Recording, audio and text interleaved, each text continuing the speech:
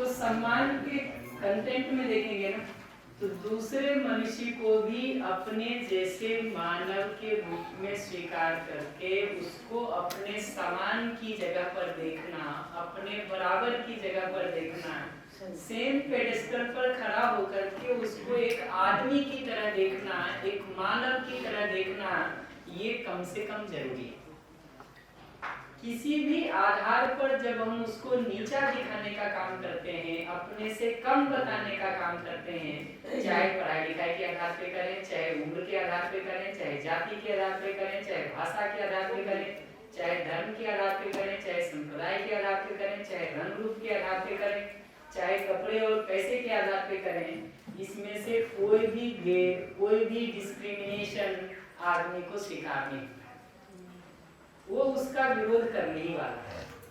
बाहर विरोध नहीं कर पाएगा अभी किसी कारण से, तो अंदर वो इकट्ठा होता रहेगा और एक दिन वो अंदर से पूरा ब्लास्ट होने ही वाला है बाहर। तो ये समझना जरूरी है कि मानव को जब मैं के आधार पर देखते हैं तो ये दिखाई देता है कि लक्ष्य के रूप में हम एक जैसे हैं। निरंतर सुख समृद्धि पूर्वक जीना मेरी भी चाहना है, आपकी भी चाहना है।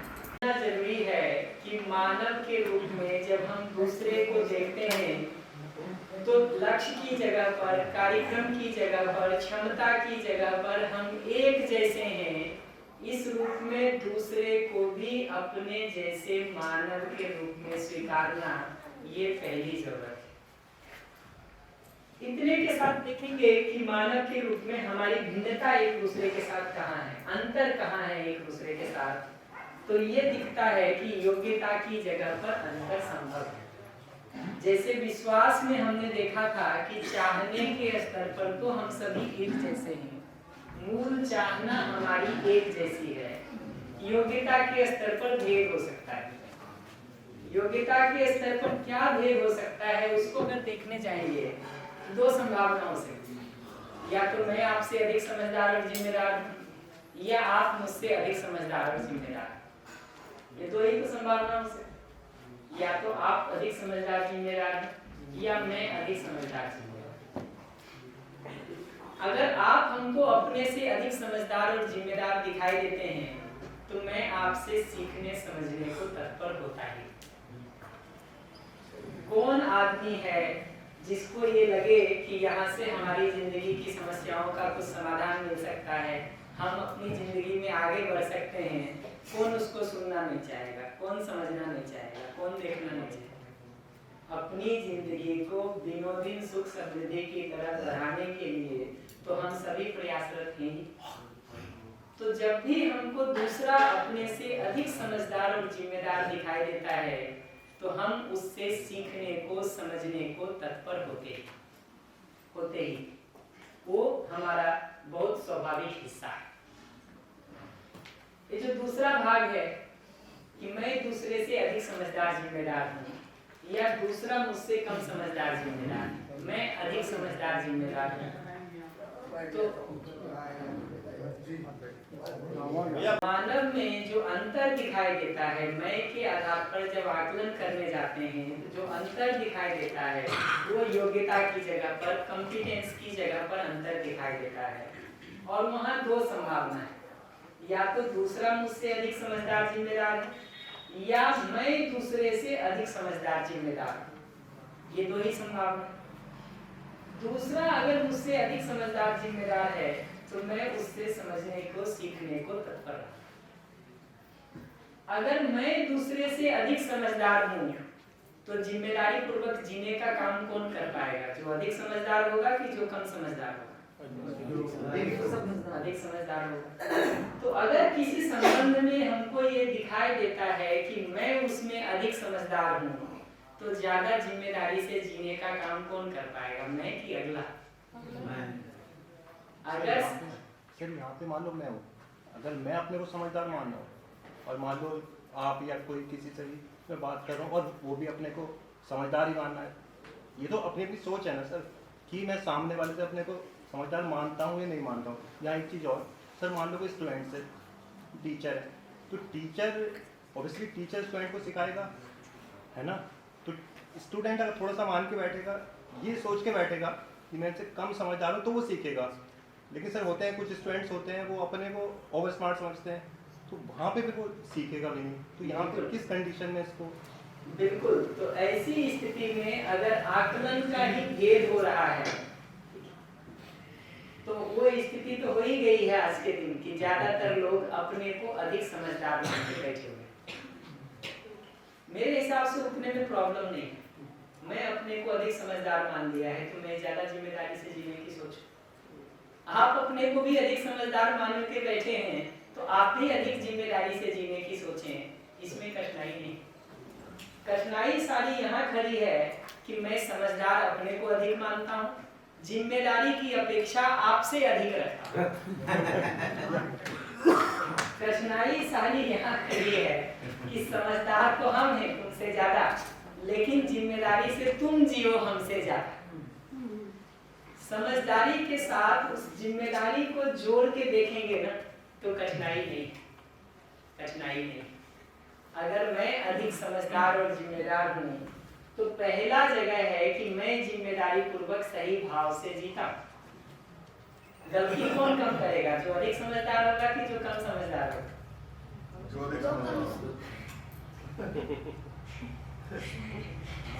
कम गलती कौन करेगा जी, जो अधिक समझदार होगा कि जो कम समझदार होगा?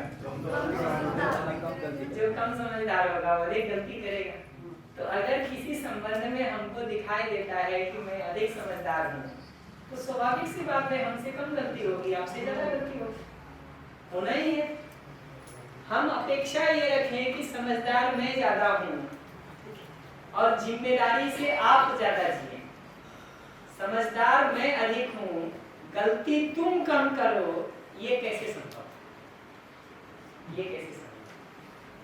समझदारी अगर मेरी अधिक है, मैं अगर दूसरे से अधिक समझदार हूँ तो जिम्मेदारी पूर्वक सही भाव से जीने का काम भी तो मैं ही कर सकता हूँ कि नहीं? हमारा ये जिम्मेदारी पूर्वक जीने का काम नहीं होता है,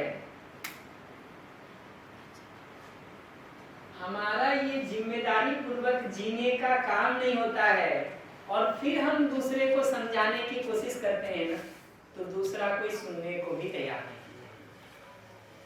हमारा खुद का जीना अगर जिम्मेदारी पूर्वक नहीं है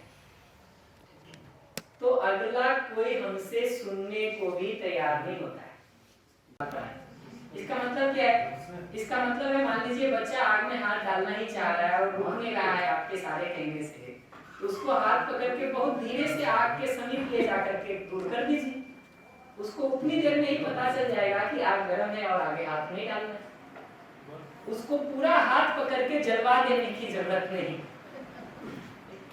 उसको हाथ पकड़ के बहुत सावधानी से भी आग के करीब ले जाएंगे, उसको गर्मी पता चल जाएगी, आगे हाथ नहीं। कंट्रोल्ड एनवायरनमेंट में वो एक्सपीरियंस करवाया जा सकता है अगर हम अगले को एक्सपीरियंस करने का जिद है तो वो संभव, इतनी कठिनाई नहीं हो सकती। जी सर, मैं कह रहा हूँ मान लो मैं बोल रहा हूँ कि मैं समझदार हूँ, तो मैं अपने आप से थोड़ी इस बात को भी तो कोई और ही बताएगा। या फिर देखो सर, अपने आप को तो सब समझदार समझते हैं, एक लाइन में तो अपने से ज्यादा उस्ताद कोई समझता नहीं। सर कोई भी वो बच्चा भी हो ना, जब तक सिर किसी चीज के नीचे दब नहीं जाए तब तक तो अपने को उस्ताद समझते हैं, है ना सर? ये चीज होती है। तो फिर दब जाता है उस दिन अब मैं समझदार हूँ, ये कौन बताएगा? आता हूँ उस पर। अभी तो मैं ये कहूंगा कि अगर आपको लगता है कि आप ही अधिक समझदार हैं, खुद से भी लगता हो, अधिक जिम्मेदारी के साथ जीना शुरू करेंगे कि नहीं? हम तेरे सर्टिफिकेट बाद में देखेंगे। हम अगर अपने को अधिक समझदार मानते हैं तो अधिक जिम्मेदारी के साथ जीना शुरू करेंगे कि नहीं? ये तो है। या समझदार अपने को मानेंगे, जिम्मेदारी की अपेक्षा आपसे करेंगे? नहीं, अपने से।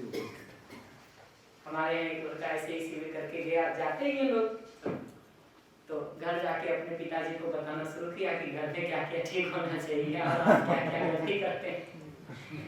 अच्छा, घर जाके जब आप पिताजी को बताना शुरू करेंगे तो या तो 4 डांट पड़ेगी या 2-4 थप्पड़ साथ में पड़ेगा, और नहीं लौट के आके कहता है कि देखिए हम तो पिताजी को इतनी अच्छी बात सुन करके बताने गए, आप बताइए कि ये ठीक है कि नहीं है, और हम थप्पड़ खा गए, काम तो करता नहीं।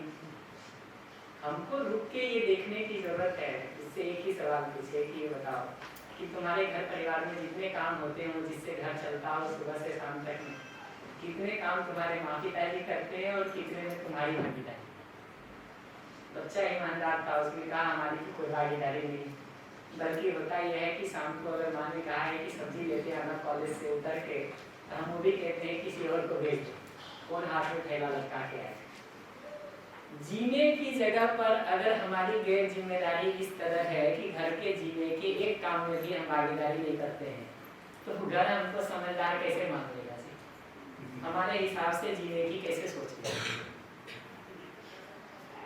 सिंपल प्रयोग हम लोगों ने उसको कहा करके देखो कि घर की छोटी छोटी चीजों को तुम जिम्मेदारी के साथ भागीदारी करना शुरू करो। जहाँ जहाँ तुमको दिखता है कि इस काम में हम कंट्रीब्यूट कर सकते हैं, सहयोग कर सकते हैं, वहाँ करना शुरू करो।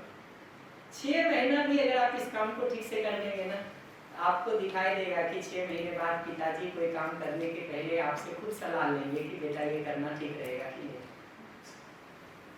कौन पेरेंट्स है जो अपने बच्चे को जिम्मेदार देखना नहीं चाहता? कौन पेरेंट्स है जिसको लगता है कि बच्चा जिम्मेदार हो गया है तो उसको वो जगह देना नहीं चाहेगा और वो काम में उसका सलाह देना नहीं चाहेगा? हमको अगर अपना 100% दे रहे हो, फिर भी 6 महीने बाद एक बार पेरेंट्स ये कह दे कि तुम अपनी नहीं, देखिए उसमें रुक करके एक बार ईमानदारी से देखना चाहिए कि 100% देने के बाद भी कहीं 2 में से एक चूक तो नहीं हो रही है। या तो हमको ठीक करने आता नहीं है इसलिए हम ठीक कर नहीं पा रहे हैं, या वो 6 महीने के दौरान भी हमारी भाषा, हमारी आदत, हमारा टोन, हमारा लहजा कहीं दूसरे को आहत तो नहीं कर रहा है कि हम शाम को सब्जी लाएं और रात को ये सुनाना शुरू करें कि देखो अब तो हम सब्जी लाना शुरू कर दिए हैं तुम्हारे। ये हमको देखने की जरूरत पड़ेगी। ये 2 में से किसी एक जगह पे चूक है। ये बड़ा मुश्किल काम है।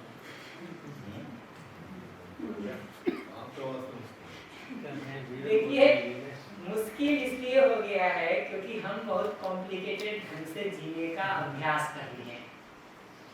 हमारे आदि जी जनसिंह भैया बार बार ये बात कहते हैं कि विश्वास, सम्मान, स्नेह, प्रेम जिसके साथ जीना हर आदमी चाहता है, वो जीना कठिन हो गया। अपमान, विरोध, क्रोध, घृणा, द्वेष, इसमें एक आदमी जीना नहीं चाहता है, वो जीना बड़ा आसान हो गया, सहज हो गया है। जिसको एक आदमी करना नहीं चाहता है वो नेचुरल हो गया है, वो सब जगह फैल गया है। जिसको हर आदमी करना ही चाहता है वो कठिन हो गया कभी-कभी तो ये सब थ्योरेटिकल लगता है, है ना।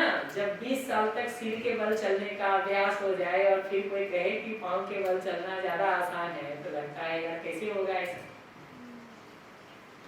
ये जो अपमान में, विरोध में, क्रोध में, घृणा में, नफरत में 40 साल, 30 साल, 50 साल से हम जी रहे हैं, तो अभी लगता है कि कैसे ऐसा बात बदल भी सकता है। 20 साल पहले जितना हम करते हैं उतनी और एक्सपेक्टेशन सामने वाले की बढ़ती चली जाती है। वही उसमें अच्छे से ये बात को देखना चाहिए कि कहीं हम भी जो कर रहे हैं अगले के लिए वो अंदर बहुत विरोध पालते तो नहीं कर रहे। देखना चाहिए। एक साथ कई सवाल पूछेंगे तो उत्तर नहीं हो पाएगा, उसको पूरा करते ना फिर आपकी बात कर दिया जाए। हमको रुक के देखना चाहिए कि कहीं अंदर से उसको करते समय हमारी स्वीकृति भी है कि नहीं। कहीं ऐसा तो नहीं कि स्वीकृति नहीं है हमारी, किसी लेवल पर इरिटेशन है, विरोध है, भले हम बाहर कर रहे हैं, उसको देखना चाहिए। मैं कैसे आपका बता सकता हूँ या किसी और का बता सकता हूँ, मैं तो सिर्फ 2-3 संभावना बता देता हूँ। या तो ये होता है, या ये जो हमको लगता है ना कि अगले का एक्सपेक्टेशन बढ़ता चला जाएगा, बढ़ता चला जाएगा, बढ़ता चला जाएगा। किसी जगह पर सहजता से ये बात भी कही जा सकती है कि क्या हमसे हो सकता है, क्या हमसे नहीं हो सकता, कहा जा सकता है। मुद्दा ये है कि उसको सम्मान और स्नेह के साथ कह रहे हैं या अपमान और विरोध के साथ ताना मार के कर रहे हैं, उलाहना दे के कह रहे हैं, शिकायत करके कह रहे हैं और अगले को ये बता रहे हैं कि देखो इतना हम करना शुरू किए और तुम तो सिर पे चढ़े जा रहे हो। अच्छा होता कि पहले दिन से नहीं करते हम तुम्हारे लिए कुछ। ये हमको देखना पड़ेगा कि ये एक्सप्रेशन हम सम्मान और स्नेह के साथ करते हैं या अपमान और विरोध के साथ करते हैं। जी भैया। सर मैं ये कहना चाह रहा था ना, सम्मान उसका और सब डिपेंड दूसरे पे भी तो करता है इस चीज़ को। अगर 10 पागल है, 10 पागल में एक समझदार चला जाए वो तो खुद पागल हो जाएगा सर, उनको कैसे समझाएगा? जैसे आप हो गए हैं अभी 10 लोगों के चक्कर में फंस के। उनको कैसे समझाएगा वो? मान लीजिए आप समझदार हो, आप समझा रहे हो, वो नहीं समझ पा रहा सामने वाला, तो आप फिर भी अपने के अंदर कमी ढूंढेंगे कि हम सही से नहीं बता पा रहे या मुद्दा कमी ढूंढने का नहीं है, मुद्दा कमी ढूंढने का नहीं है, कौन सही है कौन गलत है ये सिद्ध करने का नहीं है। मैं पिछले 3 दिनों से रोज इस बात को कह रहा हूँ। मुद्दा ये नहीं है कि मैं ज्यादा सही हूँ कि तुम ज्यादा सही हो। मुद्दा ये है कि आप जहाँ खड़े हैं वहां से मेरे सुख समृद्धि पूर्वक जीने का रास्ता क्या हो सकता है, और आपको भी आगे बढ़ने में हम धीरे से सहयोग कर सकें उसका उपाय क्या हो सकता है। अगर कोई दूसरा उपाय है आपके पास कि गाली गलौज करके हो जाता हो, मारपीट करके हो जाता हो, विरोध करके हो जाता हो, अपमान करके हो जाता हो, अगले को नालायक बता के हो जाता हो, तो उस रास्ते को भी ट्राई करने में कोई हर्ज नहीं है, करके देख लिया जाए थोड़ी देर। जी वही देखिए ना, बच्चे को डरा के देखिए, पत्नी को डरा के देखिए, माँ बाप को डरा के देखिए, कितने दिन काम होता है उसको देख लिया जाए ना, देख लिया जाए ना। अगर होता है उसी से तो शौक से करिए, मेरी तरफ से कोई मनाही नहीं है। अगर डर के कारण आपका बच्चा ठीक हो जाता हो, पत्नी ठीक हो जाती हो, पति ठीक हो जाता हो, माँ बाप ठीक हो जाते हो, रिश्तेदार ठीक हो जाते हो, शौक से किया जाए। जिस दिन लगे कि वो रास्ता काम नहीं कर रहा है उस दिन दूसरे रास्ते को सोचने पर बात किया। हमारे अंदर तो योग्यता ही नहीं है कि हम दूसरे को समझा सके। अब यहाँ 80 बैठे हैं सर, अब आप भी तो हमें समझाएंगे हो ना। अब आप हमारे साथ मारपीट करने लगो तो फिर सर वो तो चीज नहीं हो पाएगी, नहीं चलेगी। बिल्कुल आप भी तो समझाएंगे ना। अब हम देखे तो हम 80 पागल हैं, आप हमें सही दिशा में तो लेके जा रहे हैं ना। वही आप तो प्रभावित नहीं हो रहे। ठीक से देखेंगे ना तो एक आदमी ऐसा नहीं मिलता है जो कहता है मैं तो ठीक को समझना नहीं चाहता। दूसरे को तो हर आदमी पागल का दर्जा देके बैठा हुआ है। हमको ये नहीं दिखाई देता है कि जैसे ही मैंने मान लिया कि आप पागल हैं ना, अगर मान लिया अब मैं समझाऊंगा नहीं, आपको समझाऊंगा अभी तो आधे अधूरे मन से। भाई यहाँ पत्थर बैठा हुआ हो तो मैं बात करूंगा क्या? आदमी बैठा है तब तो बात कर रहा हूँ। अगर पक्का हो जाए कि पत्थर बैठा हुआ है तो बात कौन करेगा जी? अगर एक बार आपने मान ही लिया कि अगला पागल है ना, आधी ऊर्जा बताने में जाती है, आधी ऊर्जा कहती है यार इसके साथ माथापच्ची करने में कोई फायदा नहीं है, चार छापर मारो और आगे बढ़ो। हम ये भूल जाते हैं कि अगला भी हमको पागल मान के बैठा हुआ है। वो भी चार लगाना चाहता है। तो रास्ता निकल रहा हो लड़ाई झगड़े से, मारपीट से, विरोध से, शौक से निकालिए जी, कौन मना कर रहा है? नहीं जब निकल रहा हो ऐसा दिखने लगे ना, तब ये दूसरा रास्ता है जिसको ट्राई करके देख सकते हैं जी। किसमें? इसमें देखिए, इसमें बहुत टाइम लग सकता है, मैं इसको अभी मना नहीं करूंगा, लेकिन जिस पहले रास्ते से आप चल रहे हैं वो कहीं पहुंचा रहा है कि रोज आपको मंजिल से दूर कर रहा है। ये तो देखिए कि उस डर की विधि से पत्नी को चला के वो रिश्तेदार रोज आपके करीब आ रहे हैं कि आपसे दूर जा रहे हैं, ये देखना तो शुरू करिए। एक बार ये दिखना शुरू हो जाए कि उस विधि से चीजें और दिनों दिन बिगड़ रही हैं, तो आप निर्णय ले पाएंगे कि उसी रास्ते पे और दौड़ना है कि ब्रेक मार के बदलना है। ये निर्णय ले पाएंगे। इसमें समय कितना लगेगा ये निर्भर करता है कि हम कितनी निष्ठा और ईमानदारी से प्रयास करते हैं।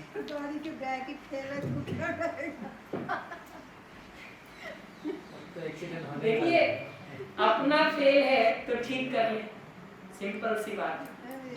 अपना फेल है तो ठीक कर ले, नहीं ठीक करेंगे तो सिर फुटाना ही है, ऐसी बात। एक बार अपना ठीक करने का काम हम करते हैं ना, दूसरे को इतना ठीक करने का उतावला पर भी नहीं रह जाता है। अभी हमको लगता है कि समस्या के कारण आप हैं, इसलिए आपको ठीक करने की इतनी जल्दी है, जैसे जैसे हमको दिखाई देने शुरू हो जाता है ना कि समस्या के मूल कारण आप नहीं, आप गाली देते हैं इतने भर से हमारा दुख नहीं शुरू होता, आप हमको अपमानित करते हैं इतने भर से हमारी समस्या नहीं शुरू होती। उस अपमान को अपने अंदर लेकर के हम पहले परेशान होते हैं, फिर आपको अपमान करने का, विरोध करने का, क्रोध करने का सोचते हैं, हमारा दुख वहां से शुरू होता है। जो मैं पहले दिन में सुख की परिभाषा बताते समय ये बात कह रहा था ना, सुख बाहर नहीं होता है, सुख बाहर नहीं होता है, सुख हमारे अंदर है। दुख भी बाहर नहीं है, दुख हमारे अंदर है। तो बाहर की घटनाएं, बाहर की परिस्थिति एक स्टिमुलस तो हो सकता है, एक ट्रिगर तो हो सकता है, एक तात्कालिक कारण तो हो सकता है, लेकिन हम अंदर अपनी स्थिति को क्या बना के रखते हैं, हम अंदर कैसा रिस्पॉन्ड या रिएक्ट करते हैं, उसको वो तय करता है इस बात को कि मेरे अंदर सुख होगा कि दुख होगा। ये जो बाहर की घटना, बाहर की परिस्थिति को ही हम अपने सुखी दुखी होने के लिए जिम्मेदार मान लिए हैं ना, इसीलिए हमको बाहर बदलने की इतनी अकुलाहट और बेचैनी। जितना जितना हमको ये दिखना शुरू होता है ना कि ये सुख और दुख का काम हमारे अंदर हो रहा है, तो अपनी जीवन क्रियाओं को अगर व्यवस्थित रखने का काम हम कर लें, संतुलित रखने का काम हम कर लें, तो बाहर की ये परिस्थिति हमको दुखी नहीं कर सकती। अपने जीवन के अंदर की क्रियाओं को व्यवस्थित करने का काम नहीं करेंगे ना, बाहर कितना भी ठीक चल रहा हो उसमें 4 कमी ढूंढ के निकालेंगे। इस संस्थान की गतिविधियों में भी आप 4 दिन 3 दिन से यहाँ रह रहे, खाने पीने रहने सोने सबके इंतजाम में देखने जाएंगे ना, 2-4 कमी कहीं न कहीं मिल ही जाएगी। नहीं मिलेगी ऐसा नहीं है, मैं भी जानता हूँ, मिल ही जाएगी। अगर अपने जीवन की क्रियाओं को संतुलित और व्यवस्थित करने का काम हमने नहीं किया है ना, तो जिंदगी भर बाहर बदलने की ही बेचैनी बनी रहती है और हमको लगता है बाहर बदल के ही चीजें ठीक होंगी। एक बार अपने अंदर हम अपने को व्यवस्थित करने का काम कर लेते हैं ना, तो बाहर फिर मौज के साथ हम काम को करते हैं। नहीं करते हैं ऐसा नहीं, करते, लेकिन वो करने का ये दबाव नहीं है कि समरपाल जी बदलेंगे तब हम सुखी होंगे, बल्कि ये है कि मैं सुखपूर्वक जीते हुए अगले को सुखी होने में कुछ सहयोग करने का काम कर रहा हूँ। तो आपको सहयोग करना हमारी तृप्ति का एक्सप्रेशन है, न कि हमारी बाध्यता है। कि आप जब तक नहीं सुनेंगे तो हम परेशान होना शुरू हो जाएंगे, ऐसा नहीं। आप किसी कारण से नहीं ध्यान दे रहे हैं, 2 लोग अभी भी सेशन में नहीं आए हैं, तो वो मेरी परेशानी और पीड़ा का कारण नहीं बनना, नहीं बनने वाला। मेरी अपनी तृप्ति मेरे समझ के आधार पर बनी रहती, उसके साथ फिर दूसरे को सहयोग करने के काम को भी हम कर पाते हैं। और दूसरे को सहयोग करने का रास्ता ठीक से बदलने का काम कर लेते हैं ना, तो दूसरे को बताना इतना कठिन भी नहीं। हम खुद उस रास्ते पर चले नहीं हैं, हमारे लिए खुद में हमने उन बदलावों के काम को नहीं किया है, तब दूसरे को बदलने का काम करेंगे तो वो बहुत कठिन है। होना भी चाहिए, जिस दवा से अपना इलाज ही नहीं हो रहा हो उसको खिला के आपका ट्रीटमेंट करेंगे, ये तो बचपना है जी, ये तो नादानी है। जिस दवा से, जिस पद्धति से, जिस तरीके से हमारा अपना रोग ठीक होने का काम नहीं हो रहा है, उसको सुना के हम सोचते हैं कि आपको बदल देंगे, ये तो थोड़ा जागृति है। तो जहां हम बात कर रहे थे कि मैं अगर दूसरे से अधिक समझदार जिम्मेदार हूँ, तो पहला जगह उसका प्रमाण ये है कि मैं वो कभी नहीं सुने। अगला आपसे सुनने समझने सीखने को तैयार तभी होता है जब आपके जीने में उसको जिम्मेदारी दिखाई देती है। आपके जीने में मेरे प्रति सम्मान का भाव दिखता है, स्नेह का भाव दिखता है, मेरे लिए कंसर्न का भाव दिखता है, तब हम आपसे कुछ सुनने समझने सीखने को तैयार होते हैं। उसके पहले तो कटोरा उल्टा रखा हुआ है, और उल्टे कटोरे में कितना भी पानी भरने का प्रयास कर लीजिए, बूंद भर भी नहीं जाए। हम सोचते हैं कि पानी कम डाल रहे हैं, थोड़ा 2 बाल्टी और लाके डाल दें, ये 1 घंटा लेक्चर दे रहे हैं ये कम है, इसको 2 घंटा लेक्चर देंगे तब सुधार हो। ये थोड़ा अपमान से बोल रहे हैं ये कम है, इसको थोड़ा और ज्यादा अपमान से बोलेंगे तब होगा। उसमें से किसी भी विधि से नहीं होगा अगर हमारे जीने में उसको चीजें ठीक दिखाई नहीं दे रही हैं। बल्कि उल्टा होता है, हमारे जीने में आपको सम्मान और स्नेह दिखाई नहीं दे और बोलता हुआ मैं आपको अच्छा दिखाई दूं, सुन के आपको और गुस्सा आएगा कि नालायक देखो बोलता इतना ठीक है और जीना हमारा हराम किए हुए।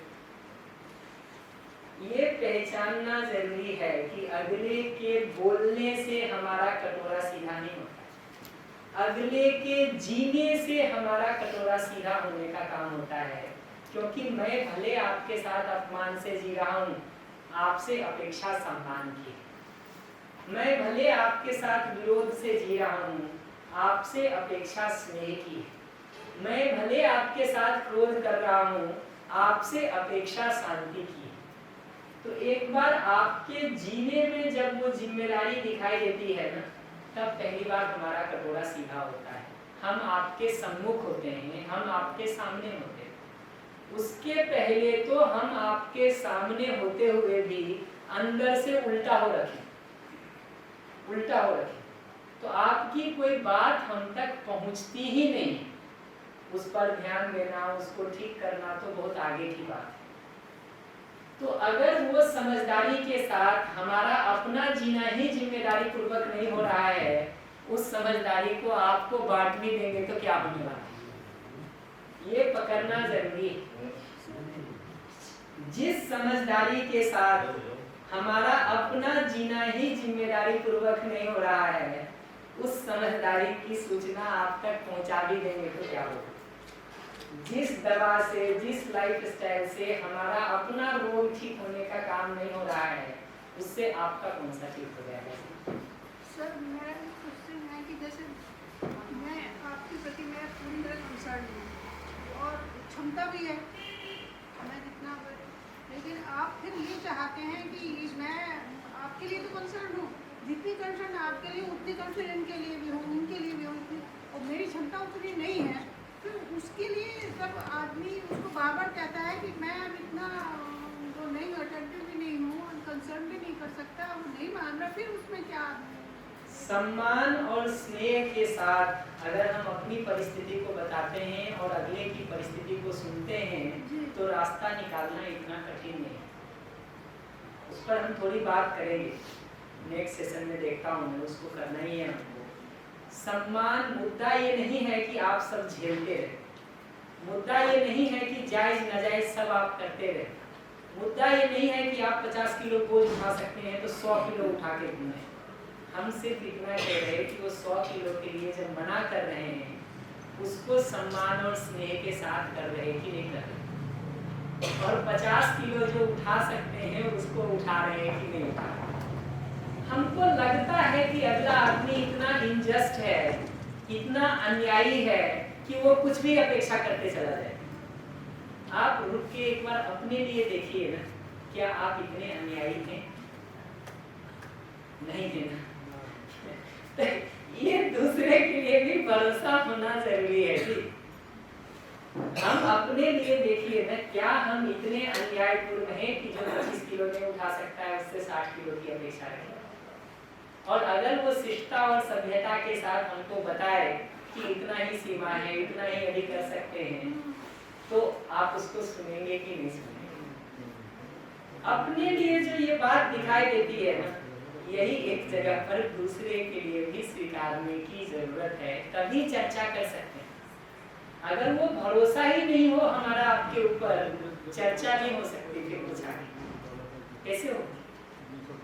अपने को रुक करके जितनी बार भी देखेंगे ना, दिखाई देगा कि परिवार में जीते हुए, मित्रों के साथ जीते हुए, रिश्तेदारों के साथ जीते हुए इतने अन्यायी नहीं है हम जी, नहीं है क्या। अपने लिए कोई नहीं कहता है, दूसरे के लिए सबको चिंता होती है कि ये तो खून में पी जाएगा, और उसके साथ से कम अपने घर परिवार में ट्राई करके देखिए ना, समाज में बाद में करिएगा। तो कई चीजें इसलिए भी नहीं दिखती ना, क्योंकि हम तो वो कर नहीं रहे। मान लो जैसे शराब पीने वाली बात है, तो अगला पी रहा है और हम नहीं पी रहे, तो हम कैसे मान लेंगे? कि वो ठीक ही कर रहा है ना। हमारे पिछले एक शिविर में कोई पिताजी थे, वो इस बात से बहुत परेशान थे कि बेटे को जो है वो गॉगल्स खरीदने का, चश्मा खरीदने का शौक हो गया, तो कुछ 10,000 5,000 चश्मा खरीद के इकट्ठा कर लिया है, तो पिताजी परेशान तो होंगे। 10,000? हाँ, लेकिन मजे की बात बताऊं, परेशानी ये तो दिखाई देती है कि वो 10,000 चश्मा खरीद लिया है, 5,000 चश्मा खरीद लिया है या ऐसा कर लिया। ये नहीं दिखाई देता है कि हमको इत्र का शौक है और हम 20,000 इत्र की बोतल इकट्ठा किए हुए। ये नहीं दिखाई देता है। तो ये तो दिखता है कि अगले को शराब पीने का आदत हो गया है, तो प्रॉब्लम है। ये नहीं दिखता है कि हमको शराब की आदत नहीं है, ये बात ठीक है, लेकिन हमको बात सुनाने की आदत हो गई है, वो नहीं दिखाई देता। अपनी आदतों को देखने का काम शुरू करेंगे ना, तो दूसरे की भी कठिनाई दिखनी शुरू हो जाएगी। सर वो अन्याय भी नहीं है, उसका भाव भी ठीक है, जिसके लिए हम कंसर्न है, भाव भी दुरुस्त है, उसका अन्याय भी नहीं, लेकिन उसको ये लगता है कि ये कर सकता है। वही, अगर अगले को ये लगता है कि वो कर सकता है, तो हम शिष्टता के साथ, सभ्यता के साथ, सम्मान और स्नेह के साथ अपनी स्थिति को क्यों नहीं बता सकते? बताते हैं, फिर भी पता नहीं क्यों नहीं उनको समझ में आता। देखिएगा उसको लौट करके कि कहीं बताने के तरीके में अपमान और विरोध तो नहीं, कहीं बताने के तरीके में ये तो नहीं है कि मैं तो करते करते थक गई हूँ, अब तुम बचा कुचा तुम करो ना, हमारे ऊपर ही क्यों डाले जा रहे हो। हमको रुक के ये देखने की जरूरत है कि हमारी भाषा, हमारी शैली, हमारा लहजा, हमारा तरीका अगले को अपमानजनक तो नहीं, वो रुक के एक बार देखने की जरूरत है। लौट के आते हैं इस पर एक बार फिर से। ये बात हम लोग कर रहे थे कि योग्यता के आधार पर देखेंगे ना, तो दूसरा हमसे अधिक समझदार जिम्मेदार हो सकता है, या मैं दूसरे से अधिक समझदार जिम्मेदार हो सकता हूँ। दूसरा अगर अधिक समझदार जिम्मेदार है तो मैं समझने सीखने को तत्पर रहता ही। मैं अगर दूसरे से अधिक समझदार हूँ तो उसका पहला प्रमाण है कि मैं जिम्मेदारी पूर्वक सही भाव से जीता। चूक हम में से ज्यादातर लोगों से ये होती है कि हम मानते हैं कि समझदार तो हम ज्यादा हैं, जिम्मेदारी से तुम ज्यादा। समझदार हम हैं, जिम्मेदार अधिक तुमको होना है। इस एटीट्यूड से सोचने का काम करेंगे ना तो खुद जीने का काम ठीक होगा, ना अगले को कोई प्रेरणा मिलेगी हमसे ठीक जीने। मेरे जिम्मेदारी पूर्वक सही जीने से जो आराम मिलता है अगले को ना, उससे उसका कटोरा सीधा होता है, वो कुछ समझने सीखने को तैयार होता है। जब वो समझने सीखने को तैयार होता है ना, तब हम उसको समझने सीखने में सहयोग करने का काम करते हैं। आप शिविरों में भी देखेंगे, कोई आपको जबरदस्ती धक्का देके भेज दिया हो शिविर में, तो पहला 1 दिन 2 दिन 3 दिन आपको सेटल होने में लग जाता है, सेटल होने में लग जाता है, क्योंकि उसकी उपयोगिता जब तक आपको नहीं दिख रही है, उसकी सार्थकता जब तक आपको नहीं दिख रही है, उसका महत्व जब आप तक आपको नहीं दिख रहा है, आपकी जिंदगी के लिए वो जरूरी है जब तक आपको नहीं दिख रहा है, तब तक आपकी तत्परता ही नहीं बनती है उस तरह से करने की। सही बात है। मेरे हस्बैंड पहली बार आए तो 2 लोगों को लाए, एक 2 दिन खाना खा के बैठ गया, 3 दिन सो के बैठ गया। तो ये दिखना जरूरी है कि जिम्मेदारी पूर्वक सही भाव से जीने की जगह है जहाँ से अगले का कटोरा सीधा होने का काम शुरू होगा। वो सीधा हो जाए तो समझने सीखने में सहयोग करने का काम हो सकता है। यहाँ भी कोई परस्पर भेद नहीं, बल्कि हम एक दूसरे के पूरक हो पाते हैं, पूरक हो पाते हैं। तो वही बात लिखा है कि लक्ष्य, कार्यक्रम और क्षमता के स्तर पर दूसरा मेरे जैसा है। तो हम जब मनुष्य को देखते हैं तो उसको मनुष्य की तरह देखते हैं, न कि जाति, रंग, रूप, वेशभूषा, पैसा, धन, पद, पढ़ाई लिखाई, इस आधार पर भेद करने से, डिस्क्रिमिनेट करने से शुरू करने के बदले हम उसको अपने जैसे मानव के रूप में देख पाते हैं, और योग्यता के स्तर पर हम एक दूसरे के लिए पूरक हैं, सहयोगी हैं, ये बात को देख पाते हैं, पहचान। तो दूसरा अगर हमसे अधिक समझदार जिम्मेदार है तो हमको समझदार जिम्मेदार होने में सहयोग कर पाता है। दूसरा अगर हमसे कम समझदार जिम्मेदार है तो मैं अधिक जिम्मेदारी पूर्वक जीता हूँ, मेरे जिम्मेदारी पूर्वक जीने से जो अगले में हमारे प्रति स्वीकृति बनती है, उससे वो हमको सुनने को, समझने को, सीखने को तैयार।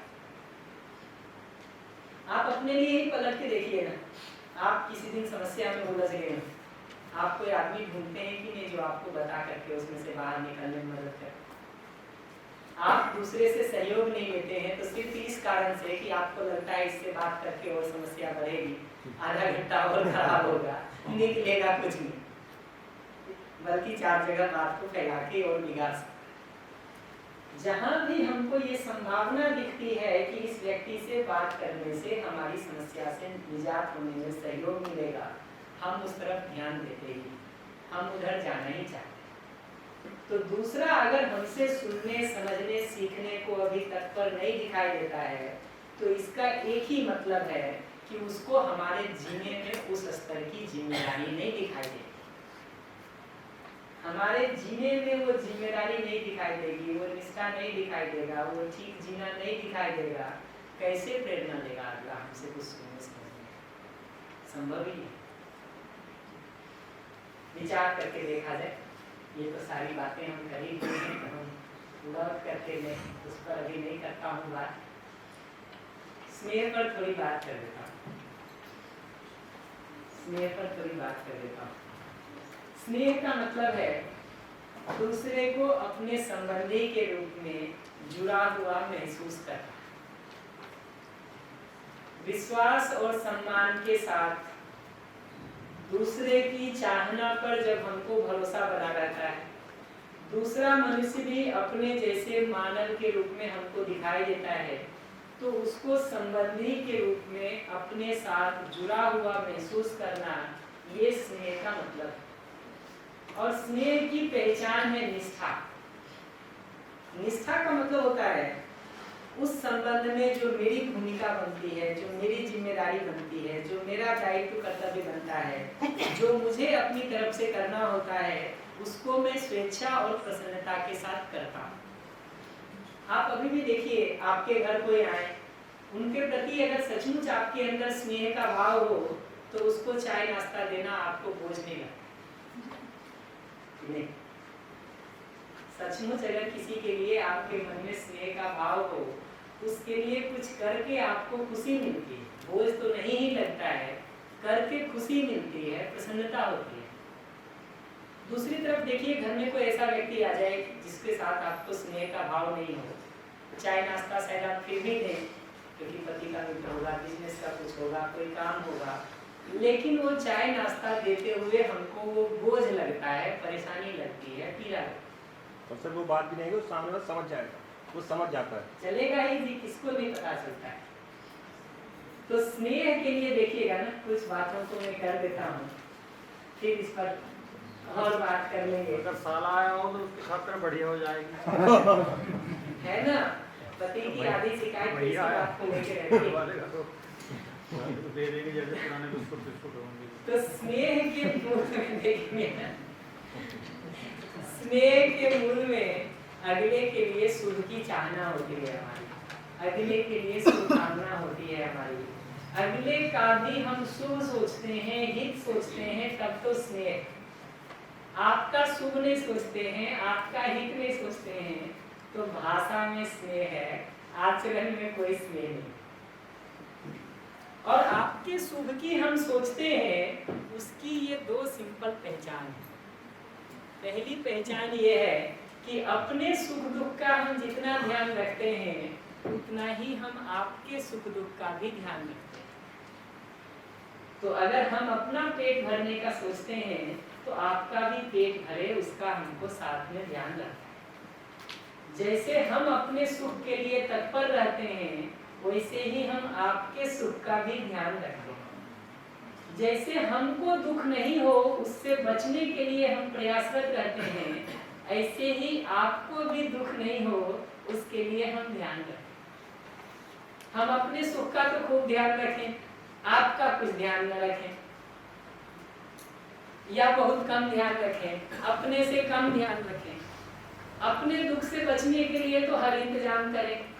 आप दुख में पड़े रहें, हम आंख मूंद रहे, आपको लगेगा कि आपके लिए स्नेह नहीं लगेगा। दूसरा जो है स्नेह की पहचान ये है कि आप अगले की उपलब्धियों में उतना ही प्रसन्न होते हैं जितना स्वयं की उपलब्धि में होते हैं। तो अगर आपके प्रति सचमुच मेरे मन में स्नेह का भाव है और आपको कोई उपलब्धि होती है, वो उपलब्धि हमको भी खुशी देती है। अगर वो हमको खुशी देने के बदले हमारे अंदर ईर्ष्या पैदा करने लगा हो, हमारे अंदर जलन पैदा करने लगा हो, हमारे अंदर विरोध पैदा करने लगा हो, तो हमको समझ लेना चाहिए कि स्नेह नहीं है हमारे। हम भाषा में कितना भी कहें स्नेह है, आचरण में स्नेह होने का ये दो पहचान दिखाई देता है। दूसरे के सुख दुख को अपने सुख दुख के समान देख पाना। जितना आपके सुख दुख के लिए हम कंसर्न रहते हैं, उतना ही हम अपने सुख दुख के लिए भी कंसर्न हैं।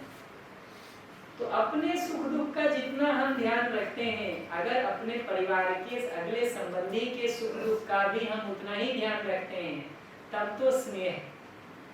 स्नेह का मतलब दूसरे को अपने हिसाब से चलाना नहीं। और उसमें एक संकट है जी, सुन लेते हैं। मान लो सुख दुख का ध्यान तो रखते हैं और उसके सुख दुख के दूसरे कारण हैं। बताइए। वो कारण तो नहीं बताऊंगा मैं।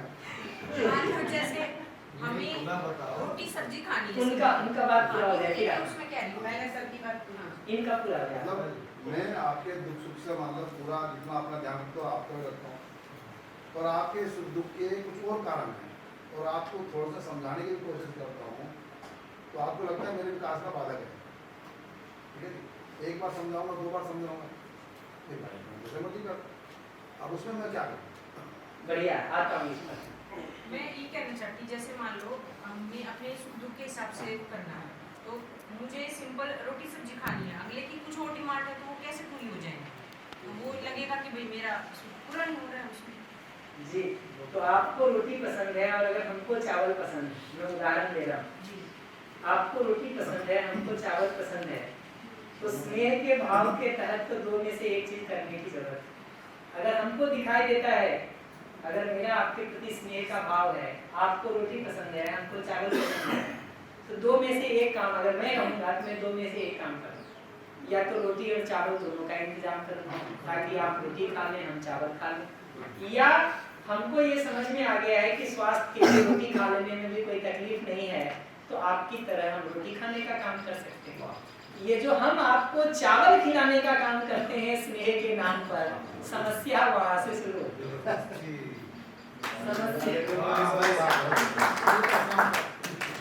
समस्या सारी शुरू यहाँ से होती है कि स्नेह के नाम पर हम दूसरे को अपने हिसाब से चलाने की कोशिश करते हैं। रोज तो चावल नहीं देते, कभी तो रोटी, कभी तो चावल। एक मिनट, अगर सोचता है मेरे लिए दो बोतल ला कर दे। आता हूँ। देखिए, अगर ईमानदारी से आप देखेंगे ना, मैं आपको प्रयोग करने के लिए कहूँगा, अगर सचमुच आपको रोटी पसंद है और मुझे चावल पसंद है, आप देखिए कि अगर मैं सप्ताह के 6 दिन लगातार आपको रोटी खिला दूँ, ठीक, आप एक दिन हमारे लिए चावल सोचेंगे कि नहीं सोचेंगे? वो तो सोचेंगे कि वो दूसरी बात जो कही ना उन्होंने। आता हूँ, जंप नहीं करते, आता हूँ, भूला नहीं हूँ मैं और भागूंगा भी नहीं, बट एक एक स्टेप तो चले। ये पहचानना जरूरी है कि इतना हम जो मान रखे हैं ना कि अगला बिल्कुल ही नालायक है, इनकंसिडरेट है, महा अनुयायी है, इसके लिए तो गर्दन काट के भी दे दो, ये मुड़ के नहीं देखेगा। क्या सचमुच हम इतने नालायक हैं क्या? हमारा एकदम सिंपल सवाल है कि आपके लिए अगर दिखाई देता हो कि श्याम 10 काम आपका ध्यान रख के करता है, आप 2 काम भी हमारे लिए करने की सोचेंगे कि नहीं सोचेंगे? सोचने का टाइम दो उनको। वो अपने काम में इतने व्यस्त है, कोई टाइम नहीं उनके पास। भारत जी, आपको अपने लिए ये बात बतानी पड़ेगी कि अगर श्याम 10 काम आपके लिए करके देता है, 2 जगह आप हमारा ध्यान रखना चाहिए। मैं तो वैसे भी ज्यादा भी कर दूंगा उसके भाई, अपने लिए सबको यही लगता है कि मैं 2 को नहीं दूंगा, 30 भी कर दूंगा। ये दूसरा नहीं करता है। मुझे दिक्कत नहीं है, मैं जितने सवाल करता हूँ मुझे कोई दिक्कत नहीं है। ये मैं आपको बता दूं। मुझे पता है जी, मैं समाज में देखता हूँ, मैं भी उस दूसरे आदमी को ढूंढ रहा हूँ जो इतना महा अनुयायी है। मिले तो सही, मिलता नहीं है जी, मैं मिला दूंगा। मिलता नहीं।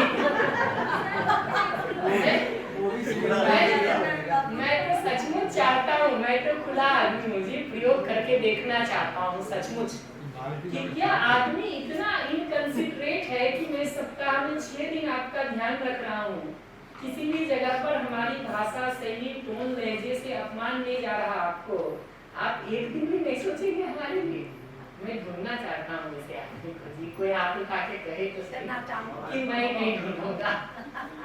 दूसरे के लिए तो सब कहते हैं कि इसके लिए तो इतना कर दो फिर भी कुछ नहीं करता, इतना कर दो फिर भी कुछ नहीं करता। अपने लिए एक आदमी तो कहे हाथ उठा के कि आप हमारे लिए सब कुछ करिए, मैं फिर भी कुछ नहीं करूंगा। वो आदमी मिले तब तो बात हो, वो आदमी नहीं मिलता जी।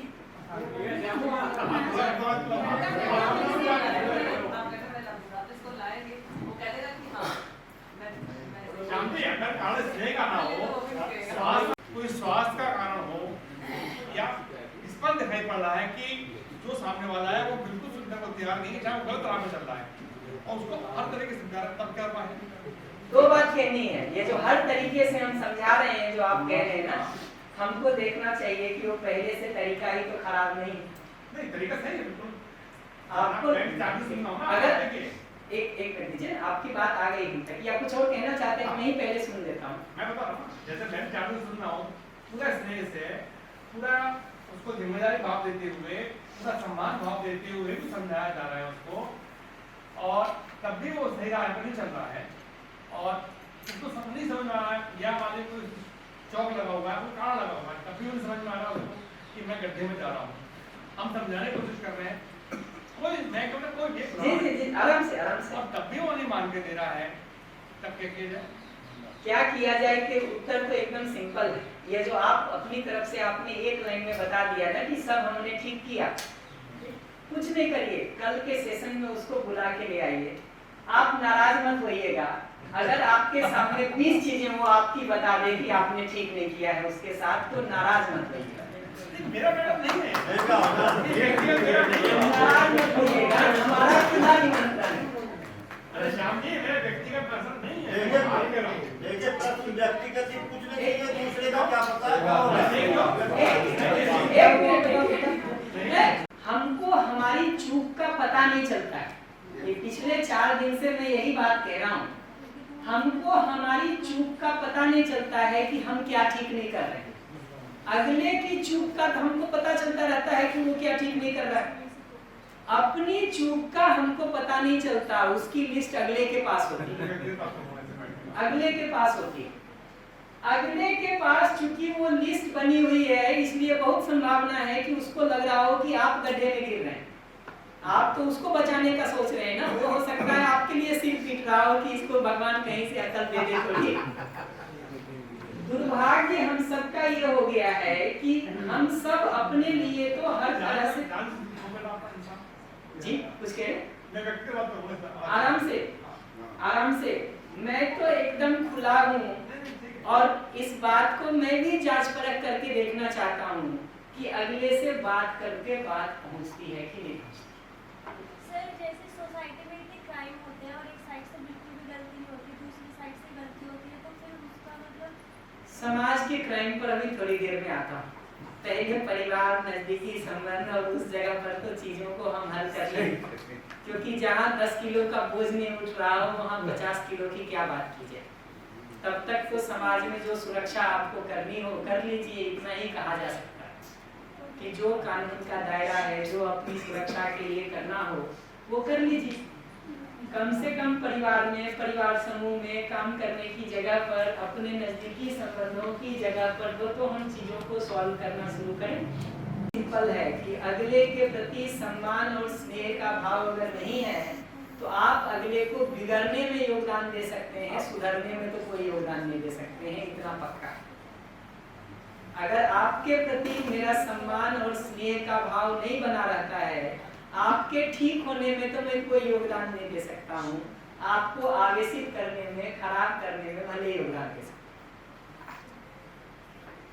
और देखना चाहिए प्रयोग करके। मैं कोई ये नहीं कह रहा हूँ कि इसी से सब रास्ता निकल ही जाएगा, क्या देखना चाहिए। अगर लगता है कि मारपीट से, भय से, डंडे से, गला दबा के रास्ता निकल जाता है, निकाल लिया जाए पहले उसी को। जी वो रास्ता तो हम सबको पता ही है। अगर उससे रास्ता निकल रहा है तो बिल्कुल बदलने की जरूरत नहीं। अगर उससे रास्ता नहीं निकल रहा है तब रुक के एक बार नए तरीके पर कुछ सोचने देखने की जरूरत है। अगर पुराने तरीकों से निकल ही रहा है रास्ता तब तो कोई बात ही नहीं। और ये नए तरीके को भी जब ट्राई करने जाते हैं, मैं फिर से वो बात कहूँगा कि ये अलाउद्दीन का चिराग नहीं है कि पहले दिन सब ठीक मिल जाए। 10 साल से जो अपने परिवार में आपसे आहत है, कम से कम साल भर का समय लेगा आपको रिस्पॉन्ड करने में। और वो साल भर में अगर आप भी अपमान और विरोध से बोलना शुरू कर दिए तो वहां से साल गिनना शुरू करिएगा। जहां से आपने अपमान और विरोध से बोल दिया ना अगले को, साल वहां से गिनिएगा, उस पहले दिन से नहीं गिनिएगा जिस दिन आप ट्राई कर रहे हैं। ऐसे ही समाज की समस्याओं की जब बात करते हैं, जो समाज 100 साल से, 50 साल से, 150 साल से या 1000 साल से उलझा हुआ है, उसको हम कहेंगे कि एक दिन में इस प्रयोग से अगला बदल जाए। कैसे बदलेगा? अगला 60 साल में 25 जगहों पर धोखा खा के आया हुआ है, 20 जगहों पर लात जूते की भाषा सुन के आया है, 10 जगह पर आदमी उसको अलग अलग तरह से धोखा दिया है। आपको भी सुनेगा, 2, 4, 5 साल जांच परख करेगा कि नहीं करेगा? उस दौरान आपको भी शंका की दृष्टि से देखेगा कि नहीं देखेगा? अगर उस शंका को पचा पाने की क्षमता है हमारी ना, तभी हम उसको सहयोग करने का काम कर सकते हैं। तो इस रास्ते पे चलो। एग्जैक्टली। अगर उस शंका, उस विरोध में हम भी विरोध करना शुरू कर देंगे, हम भी अपमान करना शुरू कर देंगे, तो चीजें उलझेगी सुलझने के बदले। तो इसलिए मैं ये सलाह नहीं दूंगा कि समाज में जाके अभी इस काम को करना शुरू कर दीजिए। मैं कह रहा हूँ अपने परिवार में, अपने नजदीकी संबंधों में, अपने काम करने की जगह पर, अपने रिश्तेदारों में इसको करके तो देखिए। हाँ, याद है हमको, एकदम नहीं भूला हूँ। ये बात कह रहे हैं ना कि अगला अगर अपेक्षा रखता है कि हम शराब की 2 बोतल ला के रख दें तो क्या है? मुझे कुछ नहीं करना होगा। मुझे एकदम सिंपल 2 लाइन का हमारा रिस्पॉन्स होगा कि मैं आपके स्वास्थ्य के लिए कंसर्न हूँ, मैं आपके स्वास्थ्य के लिए कंसर्न रखता हूँ, ठीक? मुझे आपके साथ जिंदगी लंबे समय तक जीनी है, ठीक? जीनी, इसलिए मुझे शराब देने में तकलीफ है, मैं नहीं देता। इतना सिंपल होता है। इतने से वो संतुष्ट हो जाएगा। संतुष्ट तो नहीं जरूरी नहीं कि वो संतुष्ट हो जाएगा। कितना में उत्तर संतुष्ट हो जाएगा, मैं ये नहीं कहूँगा। हाँ, ये जरूरी। लेकिन पिछली बार जैसा झगड़ा होता था वैसा झगड़ा नहीं होगा, ये मैं जरूर कह सकता हूँ।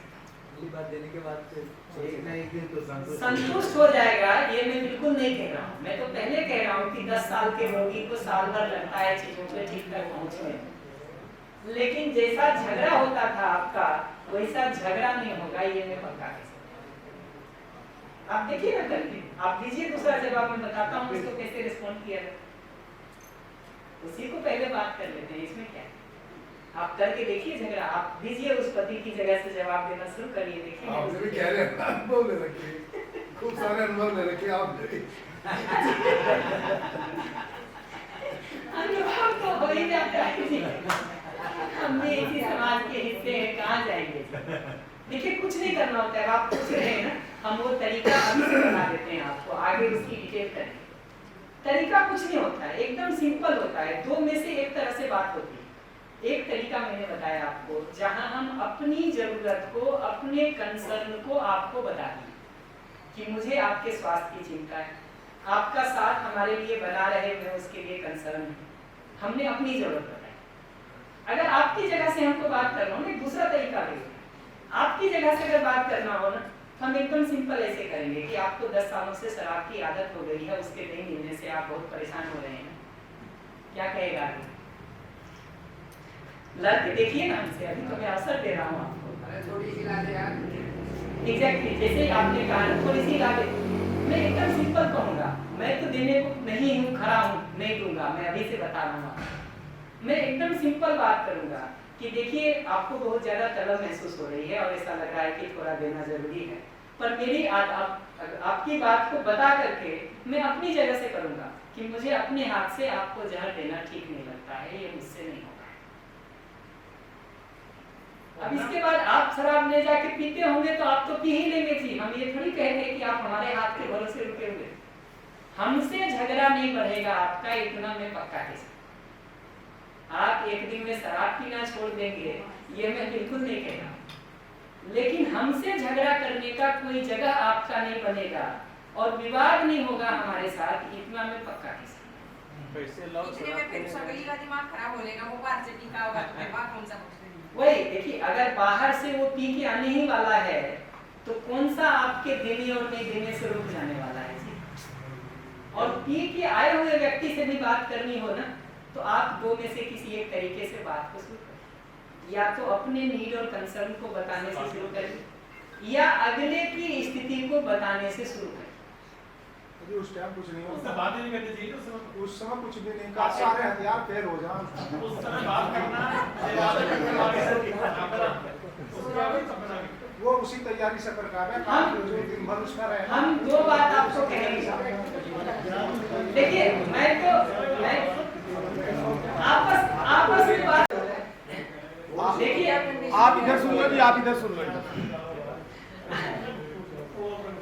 देखिए मुझे पता है कि आप सब लोग एक्सपीरियंस लोग हैं, भैया मैं आपके एक्सपीरियंस को चुनौती नहीं दे रहा हूँ, मैं तो सिंपल दो बात कह रहा हूँ। हाँ, पहले आपकी सुन लेते हैं फिर मैं अपनी कहूँगा। ये बहुत पुराना, हम अपनी जिंदगी के 4 उदाहरण आपको सफल होने का भी बता सकते हैं, अगर वहीं से बात करनी है वही बताओ। तो हम अपनी जिंदगी के 4 उदाहरण आपको सफल होने का भी बता सकते हैं। हम जो आपको नॉन वायलेंट कम्युनिकेशन की सामान्य किताब कह रहे हैं ना, ठीक है, जो संसार में 200 रुपये में सब जगह बिक रही, आप पलट के देखिए, लोगों ने शराब पीने वालों के साथ, सिगरेट पीने वालों के साथ, रेप करने वालों के साथ बात करके रास्ता निकाला है कि नहीं निकाला? दिखाई देगा आपको, किया हुआ वाला जगह दिखाई देगा, दिखाई देगा। क्या नाम बताइए क्या? Non violent communication, Marshall Rosenberg. 200 रुपये की किताब कहीं भी मिल जाएगी आपको, ऑनलाइन उपलब्ध है। देखिए ना, 10वां उदाहरण आपको मिलेगा जहां आदमी ने अपनी जिंदगी में करके लिया है, और 10 तो उसने लिखा है, उसने किताब जब छापी, जिंदगी में तो 1000 लाइव उदाहरणों में उसको कर पाते। वो तो मैं भी बता सकता हूँ 10 कम से कम, कोई दिक्कत नहीं। देखिए गलती हमसे क्या होती है कि हम कहीं ना कहीं अगले से बात करने की जगह पर अपमान को, विरोध को किसी जगह पर ले आते हैं। तुम ठीक नहीं कर रहे हो, इस बात को हम किसी जगह पे उसको बताते हैं जहां उसको साथ में ये भी सुनाई देता है कि तुम ये कह रहे हो कि मैं तो ठीक हूँ, तुम ठीक नहीं हो। इस जगह से जो डायलॉग शुरू होता है वो डायलॉग कहीं पहुंचता है। कैसे उसको बेहतर ढंग से कर सकते हैं, उसको मैं एक बार की और रोक लेता हूँ, आराम से आऊंगा। अभी मैं सिंपल 2 बात कह रहा हूँ कि अपने अंदर स्नेह के भाव के होने की पहचान ये है कि दूसरे के सुख दुख को हम अपने सुख दुख के समान देख पाते हैं। जिसका मतलब है कि अपने सुखी होने के लिए हम जितना कंसर्न रहते हैं, जितना प्रयास करते हैं, उतना ही अपने संबंधी के सुख के लिए भी हम कंसर्न रहते हैं। और अपने दुख को दूर करने के लिए जितना हम प्रयास करते हैं, अपने संबंधी के दुख को दूर करने के लिए भी हम उतना ही प्रयास करते हैं। अगर यही बात हो जाए तो झंझट की कुछ ही नहीं। एग्जैक्टली। कहना बड़ा आसान सा लग रहा है पर बड़ा मुश्किल काम है।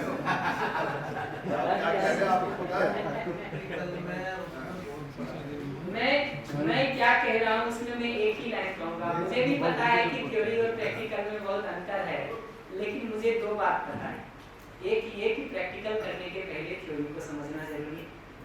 दूसरा, थ्योरी को समझ के आदमी प्रैक्टिकल करने जाता है तो महीने 2 महीने के प्रयास में सफल भी हो ही जाता है।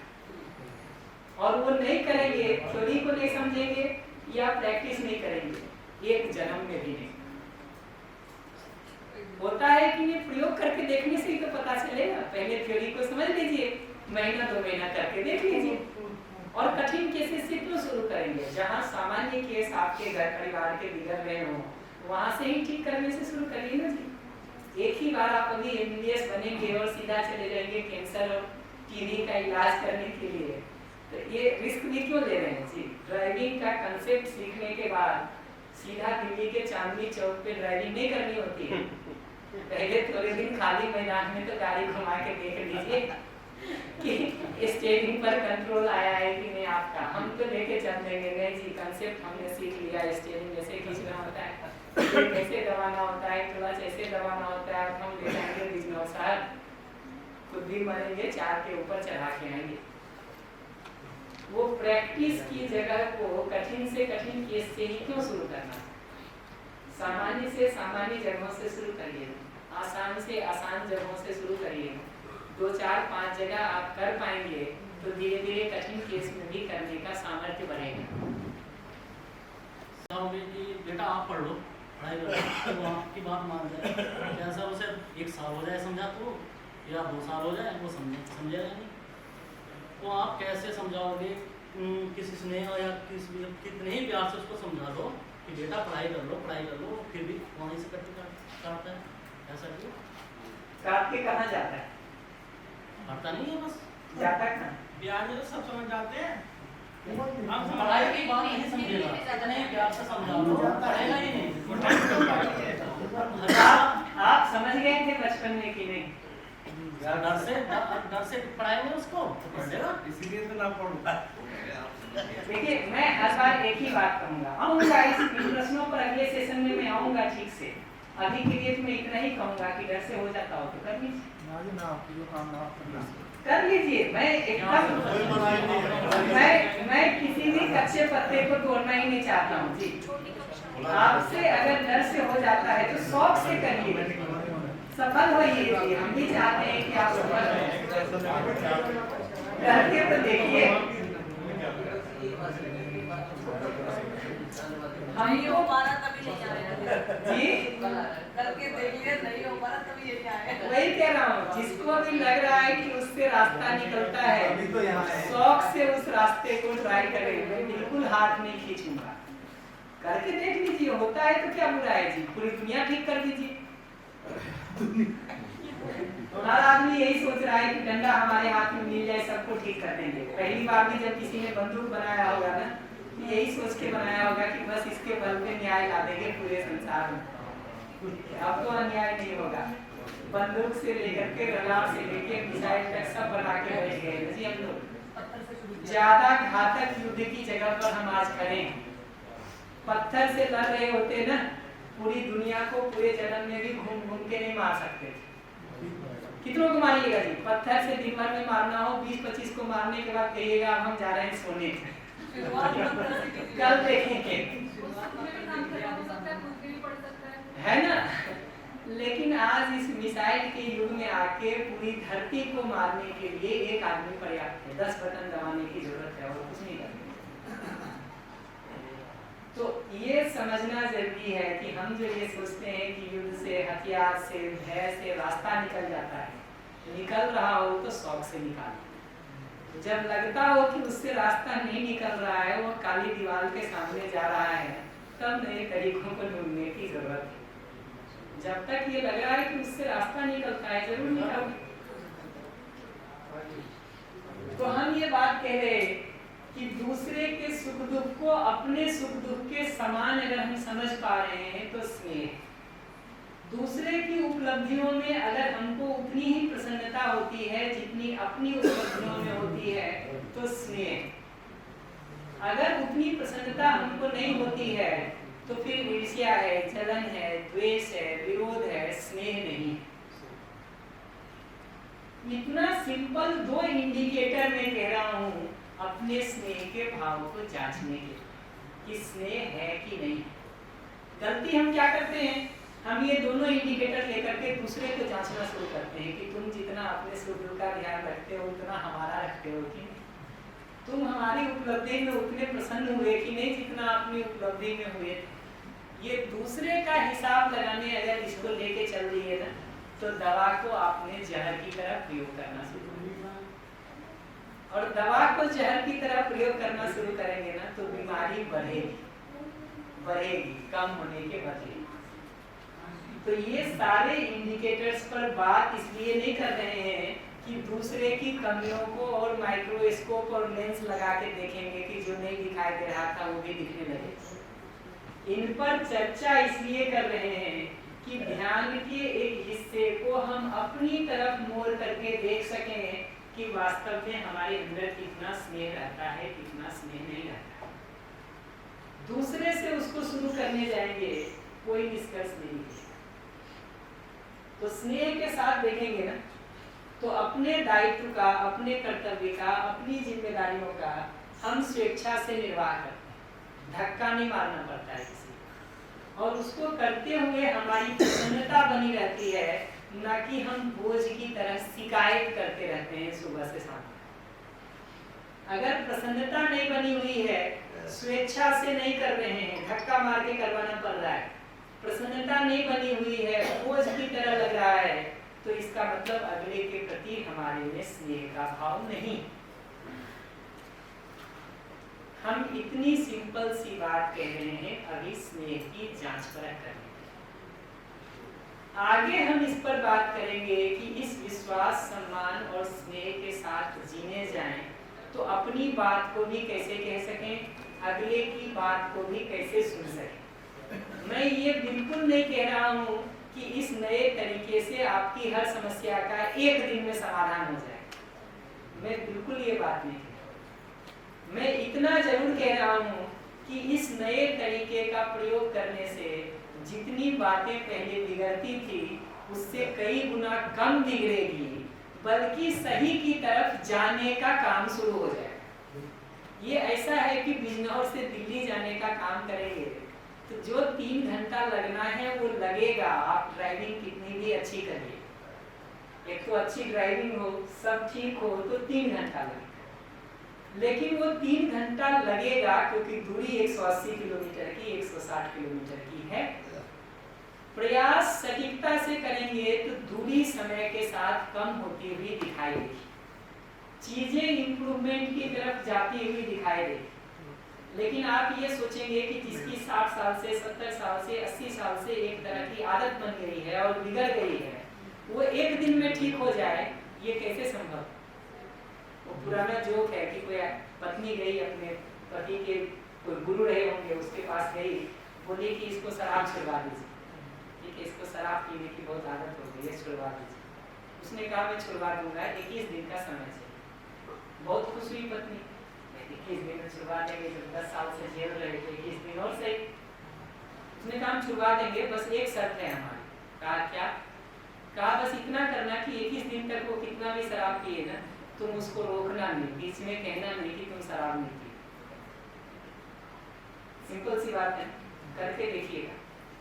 तीसरे दिन पत्नी लौट के आई और बोली कि हमसे नहीं हो पाता है, हमारे सामने जब वो शराब पीना शुरू करते मुंह से निकलना शुरू हो जाता है कि बंद कर देगा। हमारी 10 साल से बोलने की आदत लग गई है, वो तो छूटती नहीं है जी। अगले की शराब पीने की आदत जो 10 साल से लगी है वो 10 मिनट में छूट जाएगी, हम चाहते हैं। तो हमको रुक के ये देखने की जरूरत है, ये जो दूसरे से इतना जल्दी हम बदलने का अपेक्षा रखते हैं ना, उससे हमको एक ही बात पता चलती है कि अपनी किसी आदत को बदलने का हमने ट्राई नहीं किया। अपनी एक आदत को बदलने का ट्राई करेंगे ना, जब जो गहरा धंसा हुआ हो आपके अंदर, उसको बदलने का ट्राई करेंगे ना, तब आपको दूसरे की पीड़ा समझ में आएगी कि उसको बदलने में क्या करना है। जब तक हम अपनी आदतों को बदलने का एफर्ट करने का काम नहीं शुरू किए हैं ना, तब तक तो हमको लगता है 3 दिन से कह रहे हैं, 5 दिन से कह रहे हैं, 7 दिन से कह रहे हैं, 3 महीना हो गया, 6 महीना हो गया, तुम बदलते नहीं। अपनी एक आदत जो गहरी धंस गई हो उसको बदलने का कोशिश करना शुरू करिए, फिर दिखेगा कि साल दर साल बीतते जा रहे हैं, आदतों में थोड़ा बहुत ही बदलाव हुआ। ये जो दूसरे में बदलाव को ही हम केंद्र में रख के चलते हैं ना, तो हमको लगता है बस मिनटों में सब होना चाहिए, इंस्टेंट कॉफी ऑर्डर नहीं दिए कि हाथ में आ जाना चाहिए। अपना बदलाव करने का काम जब शुरू करते हैं ना, तब दिखता है कि प्रक्रियाएं अपना समय लेती हैं। वो धैर्य दूसरे के लिए बहुत स्वाभाविक रूप से पैदा होना शुरू हो जाता है अगर आप अपनी आदत को बदलने का काम करेंगे। प्रॉब्लम क्या होती है? प्रॉब्लम ये होती है कि आपको मिर्च की आदत है, वो हमको दिखाई देती है, हमको लगता है मिर्च में क्या रखा है, उल्लू जैसा फंसा हुआ है रोज उसमें। हमको ये नहीं दिखाई देता है कि हम मिर्च में नहीं फंसे हैं। ये बात तो ठीक है, हम भी मिठाई में फंसे, हम भी मिठाई में फंसे हुए हैं, ये बात हमको नहीं दिखती। और जितना कठिन उसके लिए मिर्च छोड़ना है, शायद उतना ही कठिन हमारे लिए मिठाई छोड़ना। तो दूसरे की जो आदत है, दूसरे की जो शौक है, दूसरे का जो तरीका है, वो तो बहुत जल्दी हमको दिखाई दे देता है और हमको लगता है बस अब आज से तो ये बदल ही जाना चाहिए। रुक करके अपने तरफ से उसको देखने जाते हैं ना और अपनी किसी एक आदत को ठीक करने जाते हैं, तब वो धैर्य विकसित होना शुरू होता है दूसरे के लिए, दूसरे के अपने साथ, दूसरे के साथ मेहनत की बात नहीं कर रहा हूँ, बिल्कुल वो तो जरूरत है ही। इनफैक्ट आप देखेंगे ना, दूसरे को अगर ध्यान दिलाने का काम करना चाहते हैं ना, आपको खुद शिकायत और दुख से मुक्त होना जरूरी है। आपकी बातों की शिकायत अगर हमारे अंदर बनी हुई, उसका पीड़ा अगर हमारे अंदर बना हुआ है, घाव अगर हमारे अंदर रिस रहा है, तो हम आपको क्षमा नहीं कर पाए, ये साफ होना चाहिए। और अगर आपकी गलतियों के लिए हम आपको क्षमा ही नहीं कर पा रहे हैं, तो स्नेह होना तो बहुत दूर की बात है। उसके लिए एक फार्मूला है, एक दूसरे के गुण को ग्रहण करना सीखो। बिल्कुल, जो भारत जी कह रहे हैं ना, पहले दूसरे दिन उस पर काफी बात की थी हम लोगों ने कि अभी हमारा देखने का डिजाइन ऐसा हो गया है कि 30 दिन में 29 दिन जो आप हमारे लिए अच्छा करते हैं, उसको हम रिकॉग्नाइज नहीं करते, उसको हम वैल्यू नहीं देते, उसको हम एप्रिशिएट नहीं करते। एक काम जो आप हमारे साथ ठीक नहीं करते हैं, उसी की गांठ बांध के हम रखते हैं, उस पर विस्तार जी, उसी को पहाड़ बनाते हैं और हर बार नजर के सामने उसी को रखते हैं। वो आदमी दिखता है तो वही देखते हैं। एक बुक और है इसके लिए जैसा आप बता रहे थे ना, जी जी, how to win friends and influence the people, जी है ना, जी जी पढ़ाए मैंने, पढ़ाए।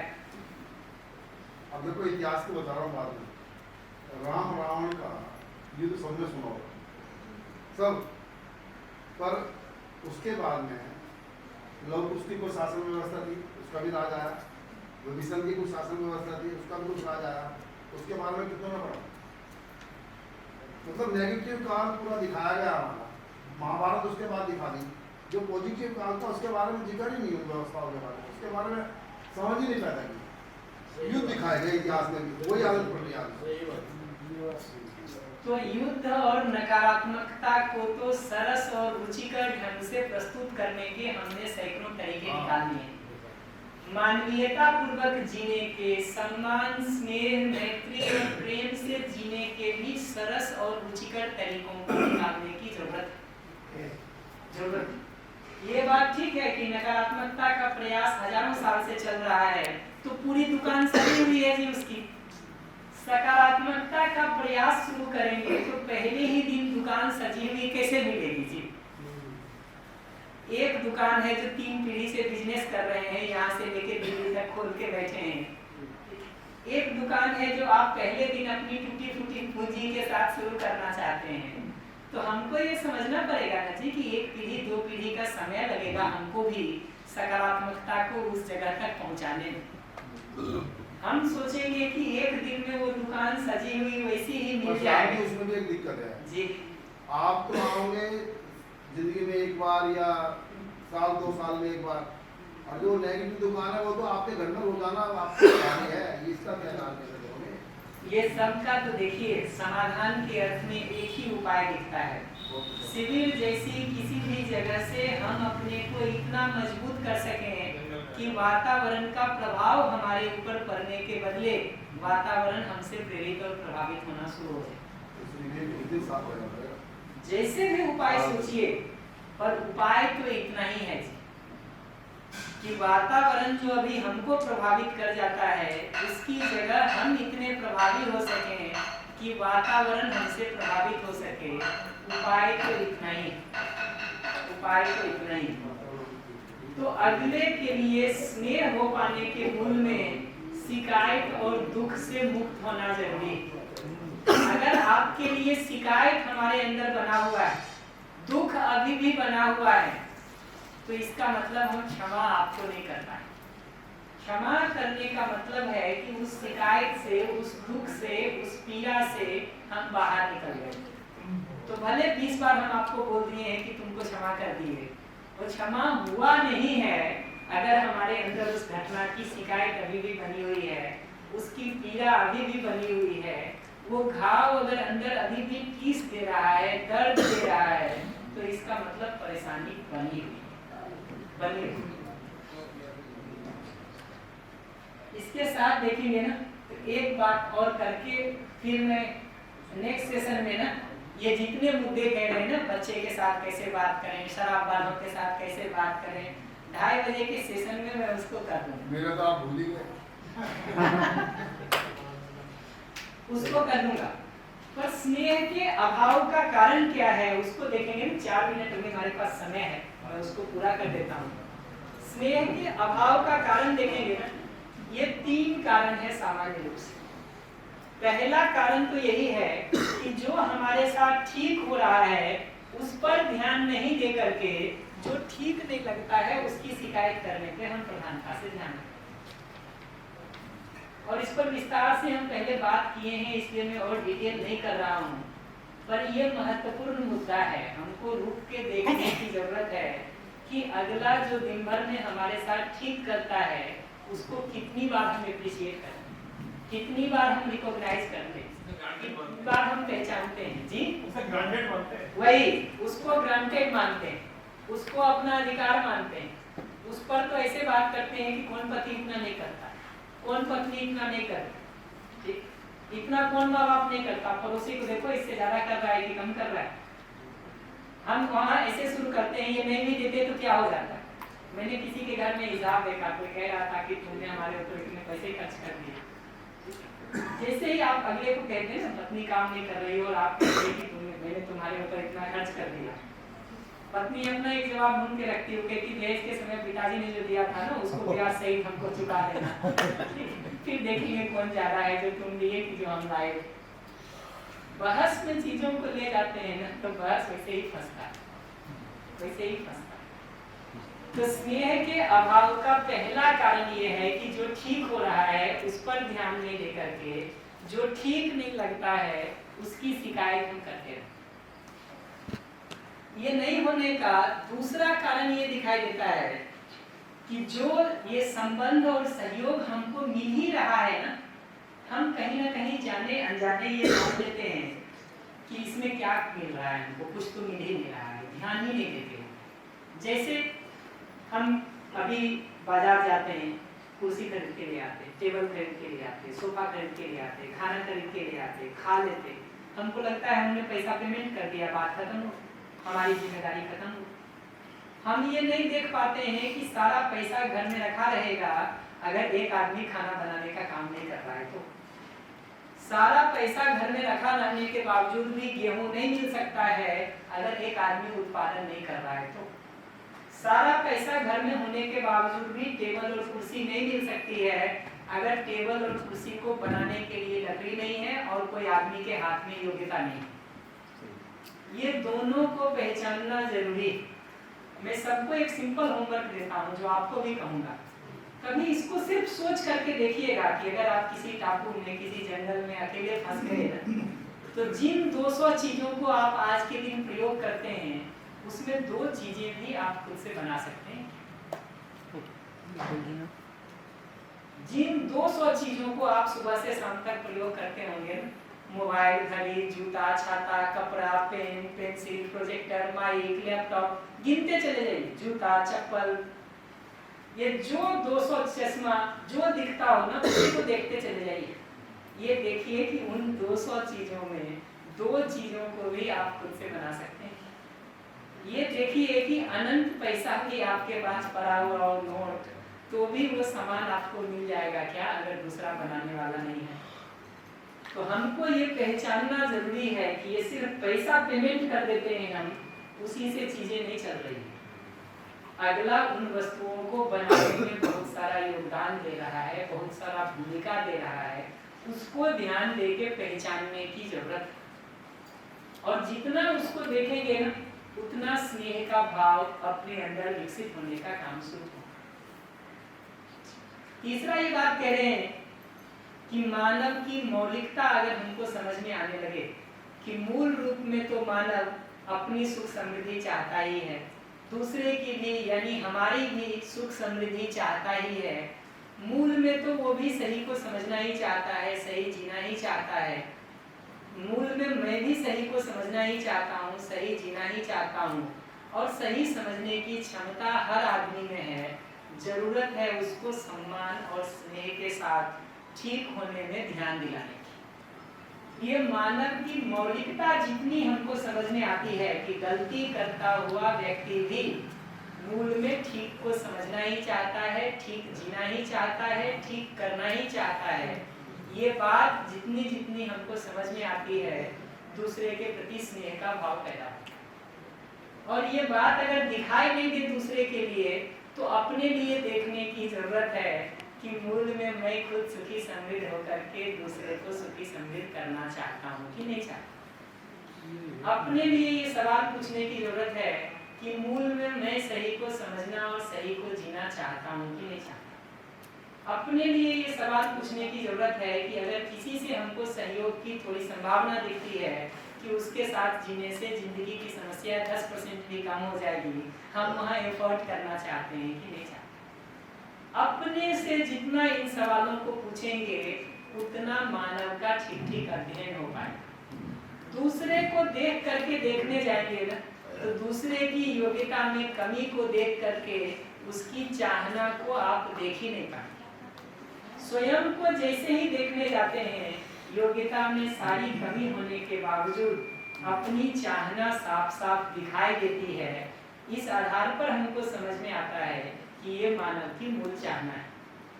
2:30 बजे हम लौटेंगे तो हम इस पर बात करेंगे कि कठिन से कठिन परिस्थिति में भी हम संवाद कैसे कर सकते हैं, उस पर बात करेंगे। लेकिन इन भावों के साथ ही हो सकता है, ये ध्यान रखने की जरूरत है। इन भावों को छोड़ करके कोई संवाद नहीं होगा।